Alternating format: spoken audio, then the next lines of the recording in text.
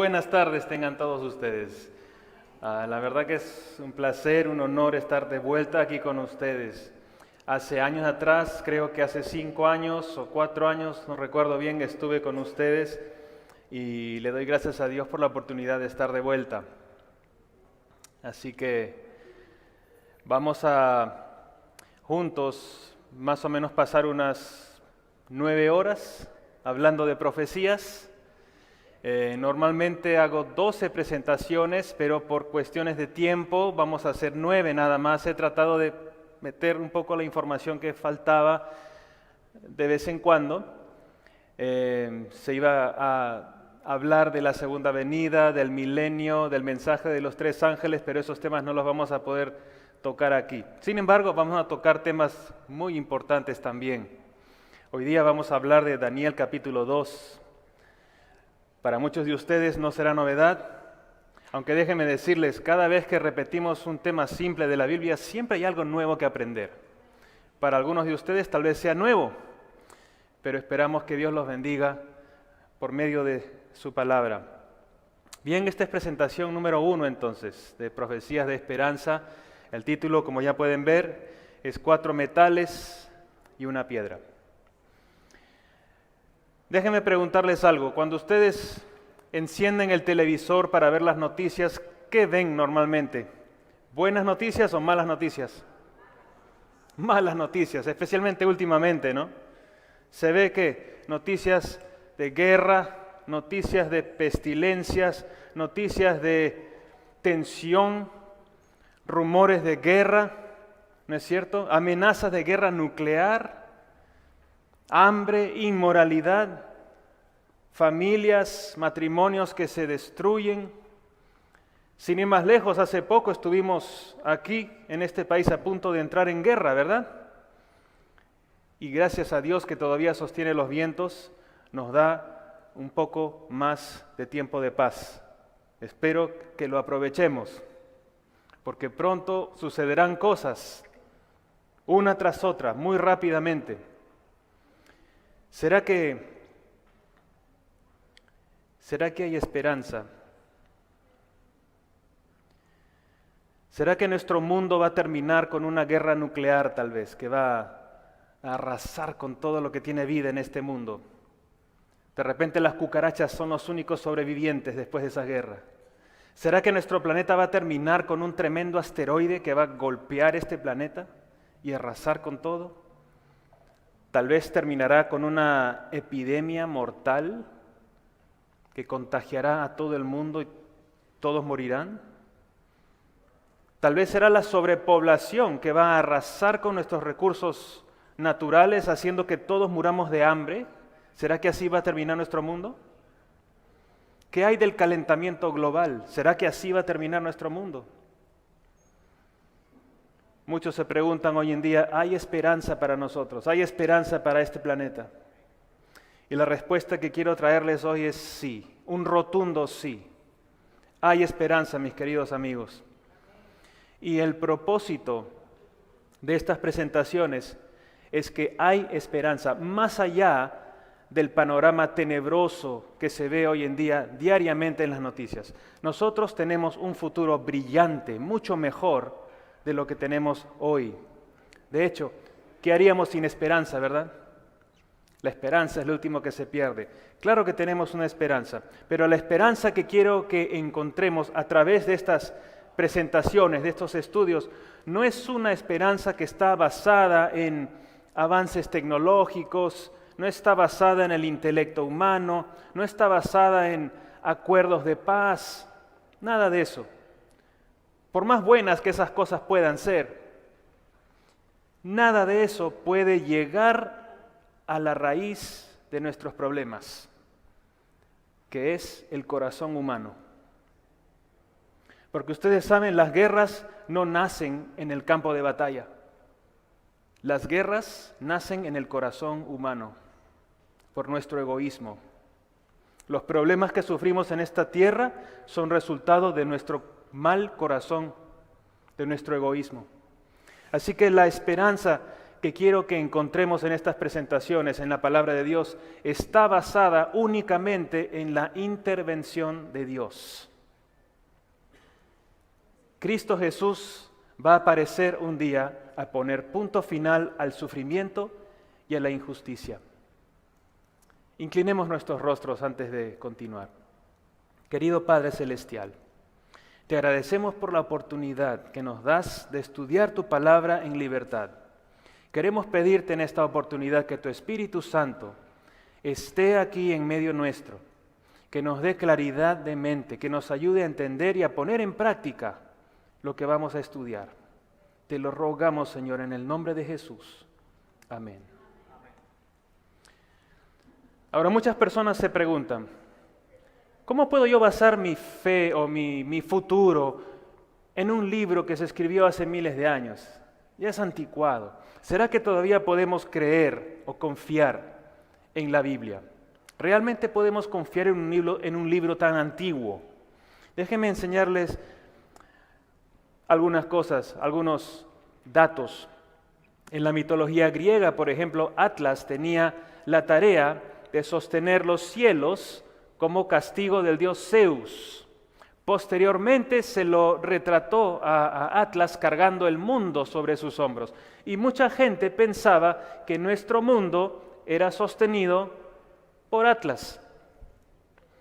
En la mitología hindú, china y de los nativos americanos, por ejemplo, se pensaba que el mundo estaba sostenido o estaba contenido por una inmensa tortuga. Imagínense eso. Nosotros hoy en día sabemos que eso no es así, pero fíjense lo que la Biblia ya enseñaba más o menos unos 1500 años antes de Cristo. En el libro de Job 26, versículo 7 dice, Él, hablando de Dios, extiende el norte sobre vacío, cuelga la tierra sobre nada. La Biblia ya lo sabía. Mucho antes que los científicos descubriesen que el mundo en realidad flotaba en el vacío. ¿Cómo puede la Biblia saber eso? Otro ejemplo. Hasta el año 1492, los científicos, el mundo entero, pensaba que la Tierra era plana. Es más, se consideraba muy peligroso navegar muy lejos de la costa. No vaya a ser que llegues al extremo del mundo y te caigas a ese precipicio donde te esperaban unos monstruos terribles. Así que se pensaba que la Tierra era plana hasta 1492. Pero ya Isaías 40:22, unos 2200 años antes que esto fuese descubierto, ya decía que Dios está sentado sobre el círculo de la tierra. La Biblia ya nos decía con muchísimos años de anticipación que la tierra no es plana, la tierra es redonda. ¿Cómo sabe la Biblia eso? Porque Dios la inspiró, ¿verdad? Otro ejemplo, este señor, Evangelista Torricelli, fue el inventor del primer barómetro de mercurio, se le llamaba el tubo de Torricelli, lo inventó en el año 1644. Antes de esa época, antes de ese año, nadie sabía que el aire tiene peso. El barómetro se usa para medir el peso del aire, en otras palabras, la presión atmosférica. Pero antes nadie sabía que el aire tenía peso. Sin embargo, miren esto, en Job 28, 24 y 25, esto ya es unos 3100 años antes que fuese descubierto. La Biblia dice esto, porque Él mira hasta los fines de la tierra y ve cuánto hay bajo los cielos, al dar peso al viento. La Biblia ya sabía eso. Miren, si los científicos hubiesen estudiado mejor sus Biblias, se hubiesen ahorrado mucho tiempo y mucho dinero, ¿verdad? Porque ya todo estaba en la Biblia. El que creó el mundo ya lo estaba diciendo. Así que, ¿se puede confiar en la Biblia? Claro que sí. 2 Timoteo 3:16 dice, toda, no parte, pero toda la Escritura es inspirada por Dios. Por eso no hay secciones de la Biblia que podemos obviar. Toda la Escritura es inspirada por Dios. Por eso podemos confiar en la Biblia, ¿verdad? Porque la inspiró alguien que sabe. Segunda de Pedro 1:21 dice, porque nunca la profecía fue traída por voluntad humana, sino que los santos hombres de Dios hablaron siendo inspirados por el Espíritu Santo. Las profecías también fueron inspiradas por Dios. ¿Podemos confiar en las profecías que están escritas en la Biblia? Claro que sí, porque fueron inspiradas por Dios. Isaías 46, 9 al 10, por ejemplo, dice, Dios habla de sí mismo y dice, porque yo soy Dios y no hay otro Dios y nada hay semejante a mí. Él dice, yo soy único. ¿Por qué? Versículo 10 dice, ¿por qué? Que anuncio lo por venir desde el principio y desde la antigüedad lo que aún no era hecho. ¿Puede la Biblia revelarnos el futuro? Sí. ¿Por qué? Porque le inspiró alguien que conoce el futuro desde el inicio. Por eso podemos confiar en la Biblia. Claro que sí. Y aparte, gracias, la Biblia es el único libro que yo conozco capaz de transformar vidas. ¿Verdad? Así que yo los animo a prestar mucha atención. Van a ver lo simple que son las profecías. Vamos a ir paso a paso, pero les animo a prestar mucha atención porque cada tema se va a basar en el anterior. Cuanto mejor entiendan el primer tema, mejor entenderán el segundo y así sucesivamente. ¿Ok? Así que si ven a alguien que está conversando mucho, no prestando atención, usen su codo misionero, ¿ok? Y díganle, shh, presten atención. Ok. ¿Por qué podemos o por qué tenemos que estudiar el libro de Daniel, por ejemplo? Vamos a empezar con el libro de Daniel. El mismo libro de Daniel, capítulo 12, versículo 4, dice, pero tú, Daniel, cierra las palabras y sella el libro hasta el tiempo del fin. ¿Cuántos creemos que estamos viviendo el tiempo del fin? ¿Verdad? Entonces, si este libro ha sido reservado para el tiempo del fin, ¿ustedes creen que es relevante e importante estudiar Daniel? Claro que sí. Se vuelve sumamente más importante a medida que nos acercamos al fin. Muchos correrán de aquí para allá y la ciencia aumentará. Todo eso está pasando. Este libro de Daniel fue escrito a fines del siglo VII a.C., pero es tan relevante para nuestros días, ¿verdad? Porque fue especialmente escrito por Dios, inspirado por Dios, escrito por Daniel, pero para nuestros días. Jesús se refirió a Daniel como un profeta. El historiador Josefo se refirió a Daniel como el más grande de los profetas. Así que yo creo que vale la pena estudiar este libro. Pero la Biblia nos da algo más. Fíjense lo que dice aquí en Romanos 15:4. Porque las cosas que se escribieron antes, para nuestra enseñanza se escribieron, a fin de que por la paciencia y la consolación de las Escrituras tengamos esperanza. Y yo quiero que todos ustedes salgan todos los días de aquí con esperanza. Hay esperanza. Romanos 15:13 continúa diciendo, y el Dios de esperanza os llene de todo gozo y paz en el creer, para que abundéis en esperanza. Dios quiere que tengas esperanza y que tengas mucha esperanza. ¿Por qué? Por el poder del Espíritu Santo. Y hay esperanza para este mundo, sí, porque Dios está en control. A Dios no se le escapa nada. Y durante estas presentaciones yo les voy a ir preguntando, ¿quién está al control? ¿Quién está al control? Y ustedes van a ver quién está al control. ¿Sí? Así que vamos ya al libro de Daniel. Daniel capítulo 1, si tienen sus Biblias pueden seguir, o si no pueden ver los versículos en la pantalla. Daniel capítulo 1, versículos 1 y 2. En el año tercero del reinado de Joacim, rey de Judá, vino Nabucodonosor, rey de Babilonia, a Jerusalén y la sitió. Y el Señor entregó en sus manos a Joacim, rey de Judá. Esto es el año 605 a.C., aproximadamente. Algunos de los jóvenes de Judá estaban siendo llevados cautivos hacia Babilonia. Entre ellos estaba Daniel, Ananías, Misael y Azarías.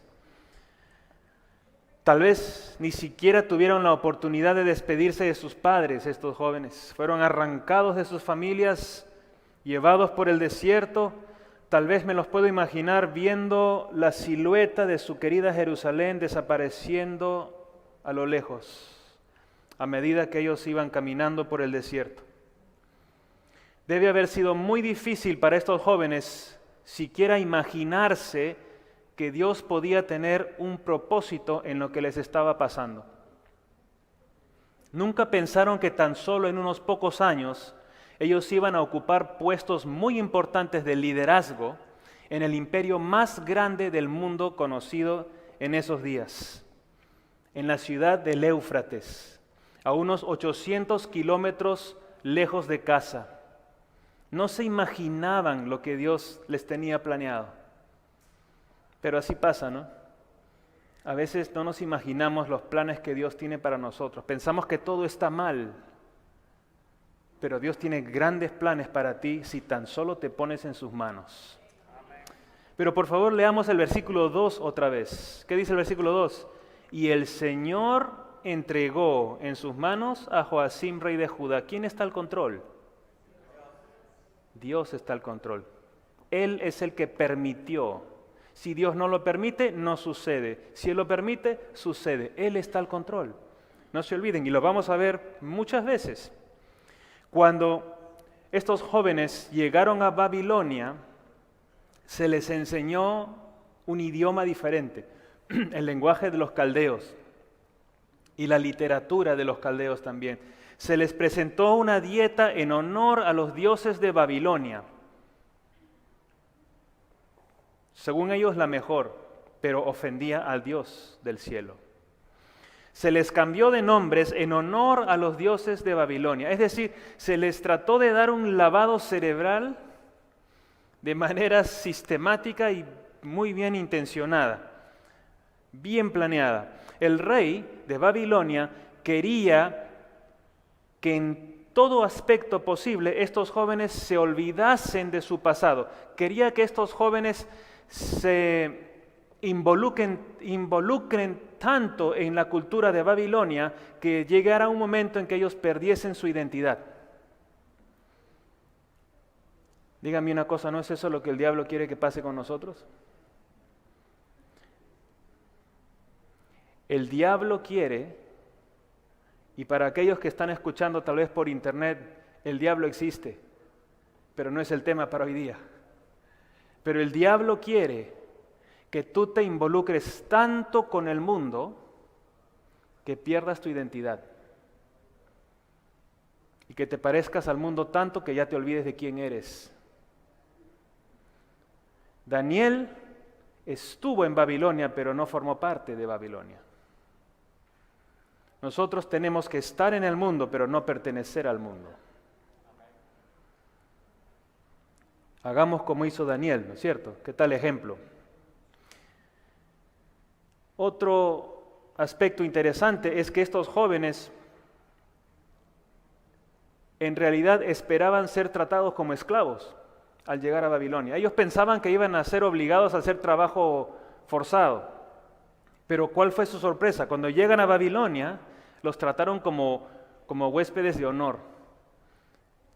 Les dan clases gratuitas, les dan la mejor comida que tenían en el reino, los tratan como huéspedes de honor. ¿Será que Dios esperaba que estos jóvenes le fueran fieles en esas circunstancias? De repente Dios podía hacer una excepción en este caso, ¿verdad? Porque no vaya a ser, de repente Dios entendía que no vaya a ser que si estos jóvenes ofendían al rey, de repente ya el rey no los iba a tratar como huéspedes de honor, sino ahora como esclavos. De repente Dios entendería que en esa situación sí uno puede faltar a Dios, ¿verdad? No es así. No es así. Ni siquiera en esas circunstancias Dios espera que le ofendamos o que rompamos sus mandamientos. Dios tiene promesas muy grandes para aquellos que deciden serle fieles. Así que, ¿qué es lo que hicieron Daniel y sus amigos en esas circunstancias? ¿Se dieron a la presión o decidieron, vamos a ser firmes? Fíjense lo que dice Daniel 1:8. Tal vez ese es de todo Daniel es mi versículo favorito. Y Daniel propuso en su corazón no contaminarse. Es una decisión fuerte. No me voy a contaminar, pase lo que pase. ¿Y qué hizo Dios en respuesta a eso? Miren, Daniel 1:9. Y puso Dios a Daniel en gracia y buena voluntad con el jefe de los eunucos. ¿Quién está al control? Dios. Él es el que puso a Daniel en buena voluntad. No fue Daniel por su linda apariencia ni por su habilidad para hablar. Dios causó que Daniel le cayese bien a los líderes de Babilonia. ¿Por qué? Porque Daniel propuso en su corazón serle fiel a Dios, pase lo que pase. Tú sé fiel a Dios y Dios es fiel contigo. Siempre.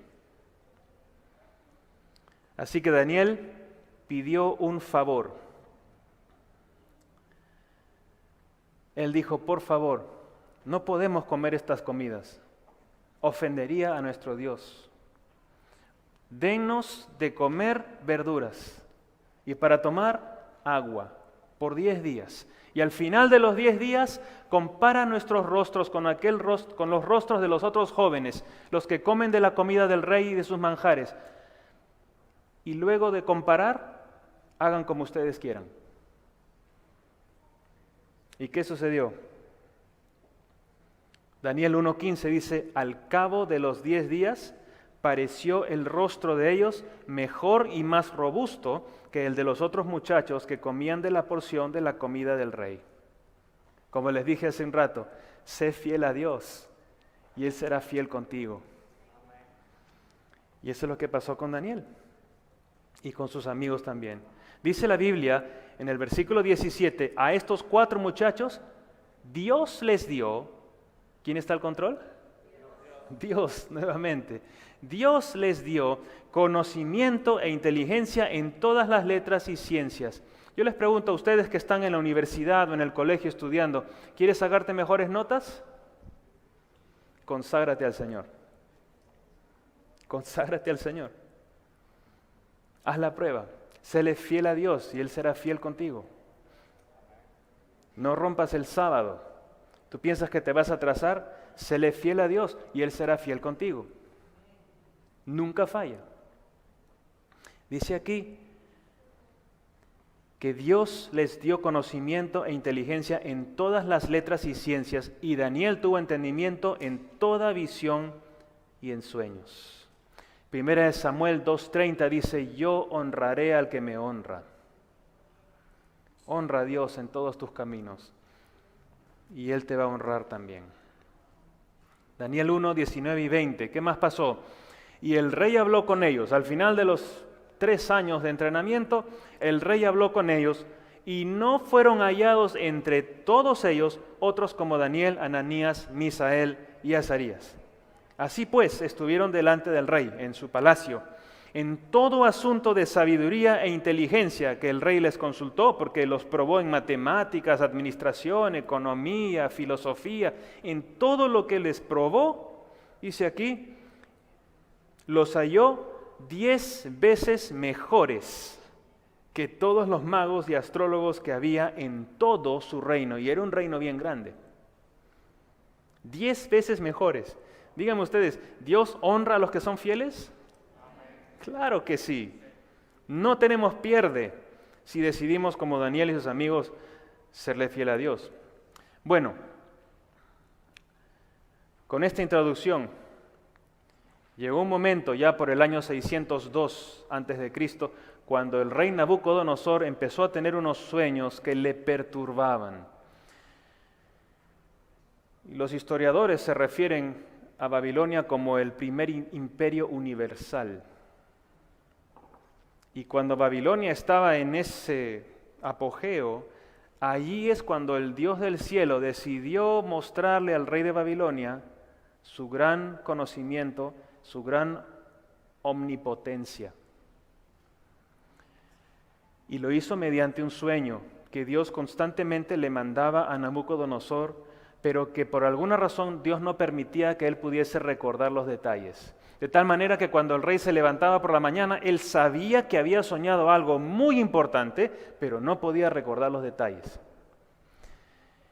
Tanto se perturbó que llegó un momento en que ya no podía dormir. No podía dormir. Así que, ¿qué sucedió? Dice acá Daniel 2.1, en el segundo año del reinado de Nabucodonosor, tuvo Nabucodonosor sueños y se perturbó su espíritu y se le fue el sueño, como habíamos mencionado. Por lo tanto, llamó a todos sus sabios del reino, a los magos, astrólogos, a los hechiceros, a los caldeos, vengan todos. Ya no doy más, este sueño me está perturbando, necesito que me ayuden, le dice a todos. Y los magos y caldeos, pues como siempre le dicen, eso no es problema, mi querido rey, dinos lo que soñaste y nosotros te vamos a decir lo que significa. Pero esta vez el rey le dice, no, un momentito, esta vez no va a ser tan fácil. Yo quiero que ustedes me digan qué cosa soñé. Y después quiero que me expliquen qué significa. Para este rato los caldeos estaban sudando frío ya. Ahora, ¿cómo nos salvamos de esta? Y vuelta le insisten al rey, pero rey, por favor, dinos tu sueño y te prometemos que te vamos a decir el significado. Y así que el rey se enoja y le dice, miren, yo sé que ustedes están tratando de crear mentiras, porque ustedes ni siquiera saben lo que yo he soñado. Así que si no me dicen lo que soñé y lo que significa, los voy a cortar en pedazos a todos ustedes. Y créanme que el rey realmente eso era lo que iba a hacer. Los voy a cortar en pedazos a todos y voy a convertir sus casas en un monte de cenizas. Y los mandó para afuera a todos. Ahí fue cuando Daniel y sus amigos se enteraron de lo que les esperaba, porque ahora, como habían pasado el curso, Daniel y sus amigos ya eran considerados como parte de los sabios. Y si nadie le decía al rey lo que soñó, todos los sabios, incluyendo Daniel y sus amigos, tenían que morir. Así que, ¿qué hizo Daniel? ¿Se fue corriendo a tratar de buscar una solución o qué hizo? Él dijo, solamente quiero tiempo para orar. ¿Qué hacen los hijos de Dios cuando tienen un problema? Orar, ¿verdad? Los hijos de Dios cuando tienen un problema no se van corriendo al banco, no se van corriendo a los amigos, no se van corriendo desesperados a buscar soluciones. Lo primero que hace un hijo de Dios es ponerse de rodillas y clamar al Dios del cielo. Después haces todo lo que tú puedas, pero primero Dios. Y como Daniel estaba acostumbrado a hacer eso, lo primero que hizo es, dame tiempo para orar a mi Dios. Y se juntó con sus amigos y oraron. Y cuando tranquilo se fue a dormir, de paso, a Daniel y a sus amigos ya los habían amenazado con que los iban a matar, ¿verdad? Si a ti te amenazan con que te van a matar, ¿tú podrías dormir? No. ¿Y cómo es que Daniel y sus amigos se fueron a dormir? Porque confiaban en Dios de una manera increíble. Ellos conversaron con su Dios como lo hacían siempre, lo dejaron todo en sus manos y se fueron a dormir. Tranquilos. En esa noche, Dios le mostró a Daniel el mismo sueño del rey. Y no solo eso, le dijo lo que significa. ¿Vale la pena ser fiel a Dios o no? Claro que sí. Muy bien, sigamos. Así que Daniel se presenta ante el rey, ¿y qué es lo que pasa? Le dice, capítulo 2, versículos 27 y 28. El misterio que el rey demanda, ni sabios, ni astrólogos, ni magos, ni adivinos lo pueden revelar al rey. Es decir, es imposible. Pero hay un Dios en los cielos, el cual revela los misterios. Y él ha hecho saber al rey Nabucodonosor lo que ha de acontecer en los postreros días. Es decir, todo está perdido, nadie puede solucionar este misterio. No es posible que yo pueda saber lo que tú soñaste. Todo está perdido, pero hay un Dios en los cielos. Y yo quiero que se acuerden de eso hoy día. Puede ser que todo esté perdido aquí abajo, pero hay un Dios en los cielos que tiene la solución. Puede ser que todo se vea mal, sin futuro, sin salida, pero hay un Dios en los cielos que puede restaurar tu matrimonio, que puede dar de vuelta a tus hijos, que te puede dar el trabajo que necesitas, que puede hacerte vencer esa tentación que no puedes vencer hasta ahora. Puede ser que todo parezca mal, pero hay un Dios en los cielos que tiene fuerza suficiente para hacerte vencer a ti y sacarte adelante. No te olvides de eso. Hay un Dios en los cielos que revela los misterios y Él ha hecho saber al rey lo que acontecerá en los postreros días. Daniel no se dio la gloria para él. Nadie puede hacer esto, pero el Dios del cielo decidió revelarlo, porque Dios está al control. Y entonces, ¿qué pasó? Yo creo que el rey ya estaba en el borde de su silla, de su trono, casi sin poder creer lo que estaba escuchando. ¿Será posible que esta persona me va a decir lo que yo soñé? Así que Daniel continúa hablando. Versículo 29, estando tú, oh rey, en tu cama, te vinieron pensamientos por saber lo que había de ser en lo porvenir. Y el que revela los misterios te mostró lo que ha de ser. Y entonces le empezó a narrar su propio sueño. ¿Se imaginan la cara del rey para ese rato? De repente se le cayó la mandíbula hasta el suelo, así, porque no puedo creer lo que estoy escuchando. Ese es exactamente lo que soñé. Y empieza Daniel a decirle, ¿no? Sí, que tú viste esta imagen impactante, gigante, hecha de diferentes metales. La cabeza era de oro, y el pecho y los brazos de plata, el vientre y los muslos de bronce, las piernas de hierro, los pies eran mitad hierro y la otra parte barro cocido. De pronto tú estabas mirando la imagen y una piedra que no fue lanzada con mano golpeó a esta imagen en los pies y todo se desmoronó. El barro, el hierro, el bronce, la plata, el oro, y vino el viento y se llevó todos esos metales como el viento se lleva las hojas del otoño. Y no quedó nada, pero la piedra que golpeó la imagen creció y se convirtió en una gran montaña que llenó toda la tierra. Este fue tu sueño, le dijo. ¿Cómo se imaginan la cara del rey para ese entonces? ¿No? Y se habrá quedado pensando, ¿no? ¿Por qué los metales, ¿no? Uno menos valioso que el otro, porque la plata no es tan valiosa como el oro, el bronce no es tan valioso como la plata y así, ¿no? ¿Por qué van bajando? Y se habrá quedado pensando, pero sorprendido totalmente que alguien fuese capaz de decirle lo que había soñado. Continuemos, Daniel 2, 37 y 38. Tú, oh rey, eres rey de reyes, porque el Dios del cielo te ha dado reino, poder, fuerza y majestad. ¿Quién está al control otra vez? ¿Por qué Nabucodonosor tenía tanto poder? Porque Dios se lo dio. Porque Dios está al control. Siempre. Y luego en el versículo 38 le dice, tú eres aquella cabeza de oro. ¿Se imaginan la cara del rey ahora? Yo soy la cabeza de oro. Estaba feliz, esa era la mejor parte para el rey. Yo soy la cabeza de oro. Fíjense, vamos a ir armando este cuadrito aquí. La cabeza de oro entonces representa a Babilonia, que duró desde el 605 a.C. hasta el 539 a.C. De paso, muy bien representada por Dios con el oro, porque Babilonia estaba llena de oro. Fíjense, este historiador Herodoto describió el templo de Eságila en Babilonia de la siguiente manera.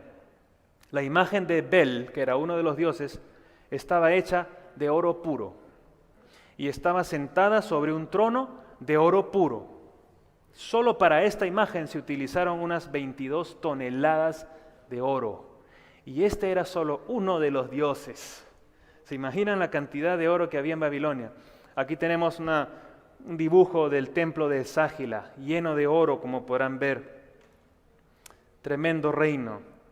Babilonia, la ciudad del Éufrates. Un imperio brillante que parecía tener un futuro brillante, ¿verdad? Hermoso. Pero,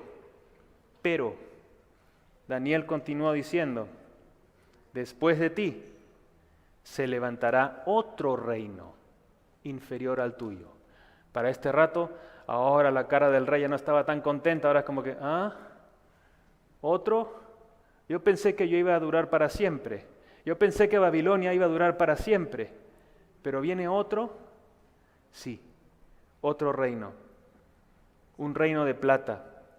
El esplendor de la plata no se compara con el oro, pero Dios había predicho que vendría otro reino. ¿Cuál era el siguiente reino? La historia nos dice, el reino de los medopersas. Así es, el reino de plata. Los medopersas eran conocidos por usar la plata en vez del oro para hacer sus transacciones. Interesante, ¿no? El reino de plata o el imperio de plata. Así tenemos ahora la plata que simboliza a Medo-Persia y duraron desde el 539 a.C. hasta el 331 a.C. Fíjense en este detalle.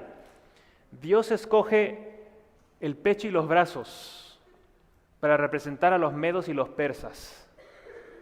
Normalmente un brazo es más fuerte que el otro, ¿no? Bueno, los persas militarmente eran más fuertes que los medos. Y es como esos dos brazos que se unen, y se unieron los medos y los persas para derrotar a los babilonios. Ahí están los brazos de plata, los medos y los persas. ¿Pero serían los medo-persas alguna vez derrotados? Sí, ¿verdad? La profecía lo dice. Versículo 39. Y luego un tercer reino de bronce ahora. Vamos bajando de valor. El cual dominará sobre toda la tierra. Ustedes saben que el bronce, cuando es bien pulido, brilla como el oro casi. Pero ese brillo es de muy corta duración debido al cobre que hay en el bronce. Cuando el cobre se oxida, le da al bronce un color medio verduzco. ¿Puede alcanzar brillo el bronce? Sí, pero es de muy corta duración. Así el tercer imperio tendría dominio y brillaría como el bronce pulido, pero su brillo, así como el bronce, duraría poco. ¿Cuál fue el tercer imperio universal? El imperio griego, el imperio greco-macedónico, a cargo de su primer dirigente o líder era Alejandro el Grande. En apenas 13 años de rápidas conquistas, Alejandro el Grande construyó un grande imperio de más o menos 5.000 kilómetros de longitud, que para ese entonces era como casi todo el mundo conocido en esa época. El imperio greco-macedónico. Ustedes pueden ver en el mapa aquí, toda la parte que está de color púrpura, era el imperio de Alejandro el Grande, tremendo imperio. Pero como el brillo del bronce, su gloria no duró mucho, ya que Alejandro el Grande murió a los tan solo 32 años. Brillante, pero duró poco, tal cual es el bronce. Y luego ese vasto imperio se dividió entre sus 4 generales hasta que vinieron los romanos y tomaron el poder. Así que acá tenemos el bronce que representa a Grecia, que duraron del 331 al 168 a.C. Y así Daniel seguía explicando, ¿no? De paso, los griegos eran conocidos por usar armaduras de bronce también, ¿sí? Y también por sus rápidas conquistas, eran muy rápidos, a cargo de Alejandro el Grande, muy rápidos. Ahora, ¿habría un cuarto imperio o ya no? Sí, ¿verdad? Había un cuarto metal, que era el hierro.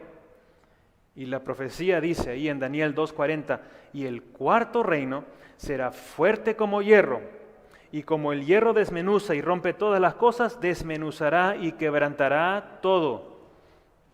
Estamos hablando aquí de un imperio fuerte y cruel. ¿Cuál era el siguiente imperio? Roma, ¿verdad? Destruyendo naciones, persiguiendo a todo aquel que osara darles la contra. El imperio romano. Nadie podía oponérseles o si no sufrían persecución.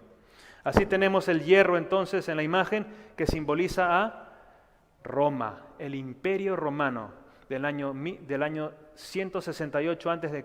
al año 476 después de Cristo, año en el cual el imperio romano fue dividido, colapsó, ¿sí? Una duración de casi 600 años este imperio. ¿Habría un quinto imperio universal o ya no? Bueno, sí y no. ¿Habría un quinto imperio? Claro, que es un reino de Dios. Pero en la tierra, ¿habría un quinto imperio universal? Ya no. Dios anticipó que habrían 4 imperios universales, solo 4. ¿Qué pasaría entonces con el imperio romano? El imperio romano sufriría una transformación. Quiero que se acuerden muy bien de esto, porque los otros metales desaparecen, ¿no? En cambio, el hierro continúa hasta los pies. El imperio de hierro se transforma de una manera muy interesante, como veremos pronto. Dice aquí, Daniel 2:41, y lo que viste de los pies y los dedos, en parte de barro cocido de alfarero y en parte de hierro, será un reino dividido. Mas habrá en él algo de la fuerza del hierro. ¿Ven que el hierro no desaparece?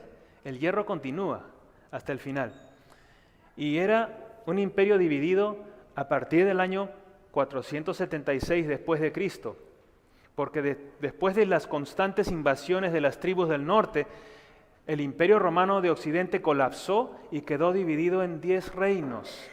Podemos verlos aquí, los francos, que ahora es Francia, los alamanes, que ahora es Alemania, los visigodos, que ahora es España, los suevos, que ahora es Portugal, los anglosajones, que ahora es Inglaterra, los lombardos, que ahora es Italia, los burgundios, que ahora es Suiza. Y luego tenemos a los érulos, los vándalos y los ostrogodos, que hoy día ya no existen porque fueron destruidos, no se olviden de eso. Esos 3 fueron destruidos. Después vamos a hablar un poco más de estos.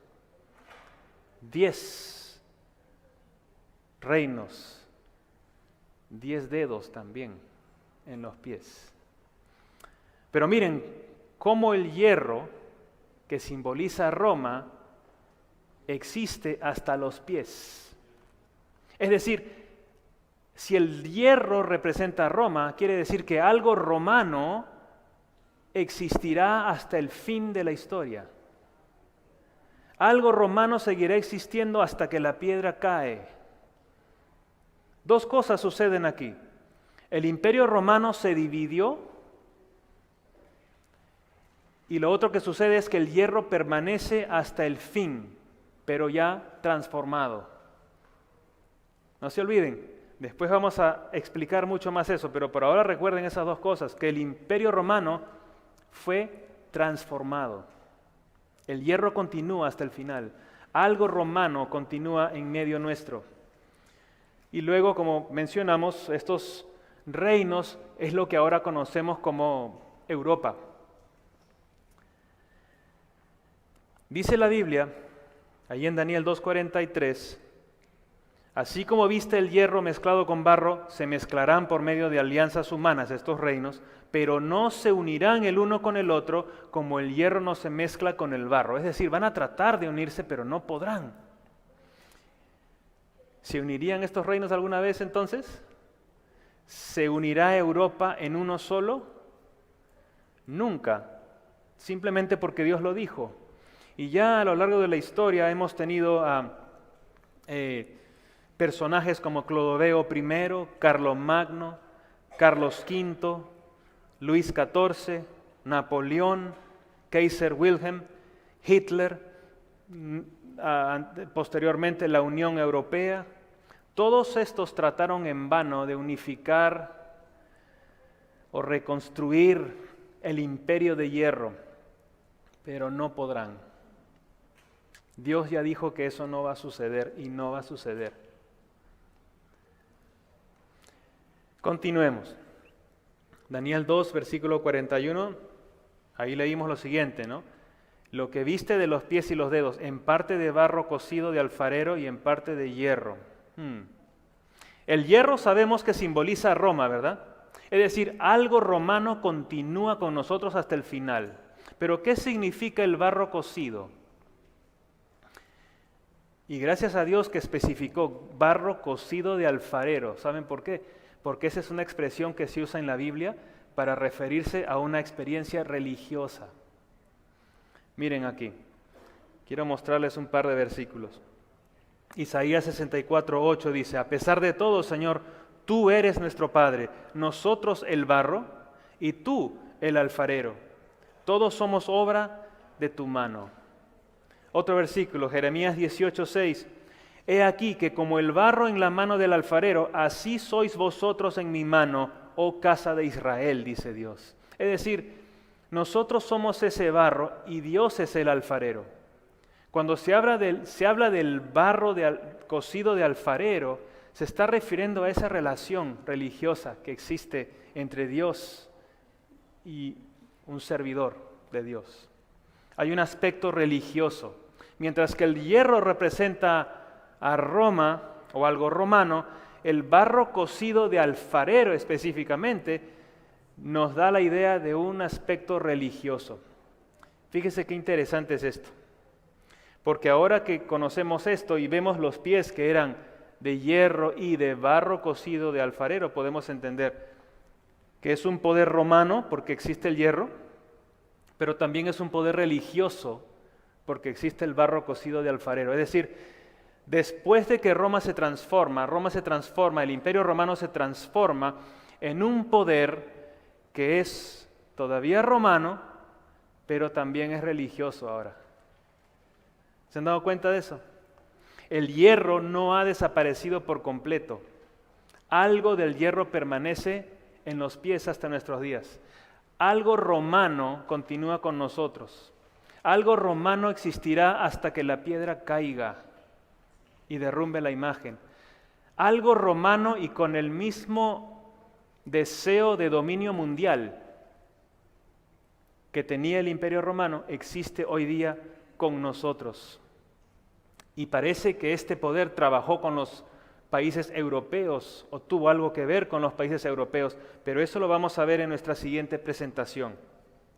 Ok, nosotros en estas primeras presentaciones vamos a ir llenando este cuadro. Y lo que vamos a ir viendo es que Daniel 2, Daniel 7 y Daniel 8 son profecías paralelas. Es decir, hablan de lo mismo, pero usando diferentes símbolos. Y lo interesante es, y por eso les decía que vengan y presten atención y vengan a todas las presentaciones, porque a la hora de comparar una con otra, vamos a ir dándonos cuenta de unas cosas muy, muy interesantes. ¿Sí? Entonces, lo que hemos visto hasta ahora, en resumen, en Daniel 2, es que primero viene el reino de Babilonia, luego siguen los medo-persas, luego Grecia, después el Imperio Romano, y luego el Imperio Romano se transformó en un poder que todavía es romano, pero también religioso a la vez. Daniel 2 no nos dice quién es o qué es ese poder romano religioso, pero Daniel 7 sí. Por eso vengan mañana, porque ahí vamos a comparar. ¿Ok? ¿Nos hemos olvidado de algo? La piedra. Ah, muy bien. Falta la piedra. Muy bien, esa piedra que cae, aparentemente ningún ser humano la arrojó, simplemente vino de la nada y reventó a la imagen en los pies, en los días de los pies. Veamos lo que dice la Biblia, Daniel 2:44, y en los días de estos reyes, o sea, en los días de estos 10 reinos ya divididos, en los días en los cuales Roma ya se transformó en ese poder romano religioso, en esos días el Dios del cielo levantará un reino que no será jamás destruido, a diferencia de estos otros metales. Ni será el reino dejado a otro pueblo, ¿sí? Porque Babilonia fue dejado a los medopersas, Medopersia fue dejado a los griegos, pero el reino de Dios no será dejado a ningún otro pueblo. Desmenuzará y consumirá a todos estos reinos, pero Él permanecerá para siempre. En palabras de Daniel, continúa diciendo, versículo 45, de la manera que viste que del monte fue cortada una piedra, no con mano, es decir, no con intervención humana, la cual desmenuzó el hierro, el bronce, el barro, la plata y el oro, el gran Dios ha mostrado al rey lo que ha de acontecer en lo porvenir, y el sueño es verdadero y fiel su interpretación. Ahora sí podemos llenar nuestro cuadro por hoy día. Luego del poder romano religioso, que por ahora no sabemos cuál es, sigue el reino de Dios. Luego vamos a explicar por qué hay ese espacio vacío. Daniel 2 no nos dice, pero Daniel 7 sí. Por eso les digo que es bueno comparar las profecías paralelas, ¿sí? Ese espacio vacío, entonces, lo vamos a explicar mañana. Esa es la secuencia de Daniel 2. ¿No es esto una bendita esperanza? El saber el futuro. ¿Podemos confiar en Dios como dijimos al inicio? Amén, ¿no? Yo les quiero hacer una invitación hoy día. Quiero hacer una invitación muy importante. Nosotros vivimos en los días de los pies. En los días tal vez ya de los dedos y las uñas de esos pies. Muy pronto va a aparecer esa piedra para poner fin a toda la injusticia y a todo el sufrimiento que estamos pasando acá. La pregunta que quiero hacerles es, ¿ya has puesto tu vida en las manos de este Dios Todopoderoso? Si ya lo has hecho, tu futuro será el de la piedra. Si no lo has hecho, tu futuro será el de los metales. Solamente hay dos símbolos, los metales o la piedra. ¿Cuál escoges tú? Los metales acabarán. La piedra es el reino de Jesús. Nunca va a terminar. Yo quisiera que tú y yo seamos ciudadanos de ese reino. ¿Saben ustedes? Dios está al control de la historia de este mundo. ¿Lo ha demostrado, sí o no? Dios está al control de todo. Y Él también, el Dios que está al control de la historia de este mundo, también puede estar al control de tu vida. El único detalle es que para que eso sea posible, Él necesita tu permiso. Él necesita que tú le dejes. Necesita que tú lo aceptes. La invitación que quiero hacerles hoy es tal vez la más simple de todas las presentaciones, pero sí la más importante de todas. Es una invitación en el nombre de Cristo Jesús a que dejes de vivir tu vida de acuerdo a tus preferencias personales y que dejes que el Señor tome control de tus decisiones. En otras palabras, que le des permiso a Cristo Jesús a que Él esté al control de tu vida, así como Él está al control de la historia de este mundo, para que tú pertenezcas al reino de la piedra y no al de los metales. Si tú quieres decidirte a tomar esa decisión de darle permiso a Dios de tomar control de tu vida, yo quiero que antes que hagamos una oración te pongas de pie si esa es tu decisión, para orar juntos, para que Dios mantenga esa decisión firme en tu vida. Y yo sé que el diablo va a tratar de hacerte desanimar. Puede ser que ya en este momento hay unas otras cosas que están controlando tu vida, más de lo que a Dios le has permitido estar. Y yo quisiera que todos esos ídolos los pongamos atrás y que le permitamos a Dios ser el único que controla tu vida. ¿Es esa tu decisión? Si es así, valientemente ponte de pie y vamos a orar juntos a aquel Dios que conoce el pasado, el presente y el futuro, a aquel Dios que está deseoso de controlar tu vida, así como Él controla la historia de este mundo. Tú puedes confiar en Él y decidir serle fiel, y vas a ver que Él te va a honrar también, así como lo hizo con Daniel y con sus amigos. Vamos a pedirle a ese Dios ahora que esa decisión que estamos tomando la mantenga fuerte en nuestras mentes y que nada ni nadie nos haga cambiar de opinión. ¿Estamos de acuerdo? Muy bien. Vamos a inclinar nuestros rostros entonces para orar. Amado Padre Celestial, te damos gracias desde el fondo de nuestros corazones por la manera impresionante en la que tú controlas la historia de este mundo. Nada se te escapa, lo sabes todo, lo puedes todo. Nosotros también queremos ponernos en tus manos. ¿Qué tenemos que perder? Nos amas tanto, lo conoces todo, lo diste todo por nosotros. ¿Por qué no entregarnos en tus manos? Por eso, Señor, quiero rogarte por cada una de estas decisiones que estamos tomando. Parece una decisión simple, pero seguro que es la más importante de nuestras vidas. La decisión de entregarnos a ti hasta que tú vengas.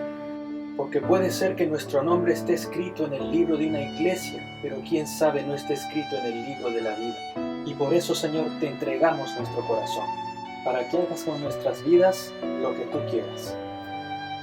Somos tuyos.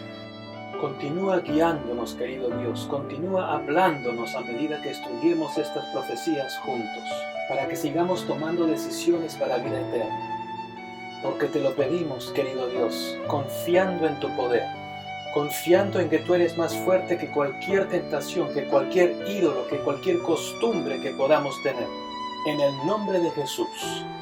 Amén. Pronto Jesús